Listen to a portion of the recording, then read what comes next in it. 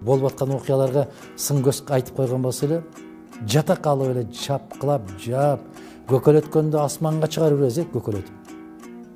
Жамандаганда жердин 7 катарына киргизип беребиз. Тилекке каршы биздин аксакалдарыбыз ушуга аябай куштар болуп калды. Кече Атамбаевди аябай көкөлөтүп аткандары бүгүн тепкилеп атат. Мен ар дайым айтам. Акаевден баштап эле ушул принципте келатам мен. Бийликте күчтүү турасыңбы, колуңда камчы барбы? Мен айтам кемчилигимди көзүңө. Эртең кетесиңби? Мен тийбейм. Мен коргошум мүмкүн. Жээнбековдун да кайгысы ушунда турат. Бүгүн жалаң чала сабаттарды жыйнап алды.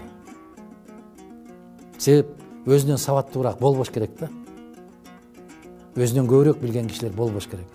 Примериңди карасаң, башкасын карасаң, баары окшош бири-бирине, байкайсызбы? Аябай окшошуп кетет. Сөздөрү да окшош. Окубаган китептери да окшош. Анан ушулар эртең буларды тепкилейт. Мен аюу сезими менен айтам. Ошондо мүмкүн кайра эле Мадумаров коргоп чыгышы мүмкүн. Адилеттүүлүк үчүн.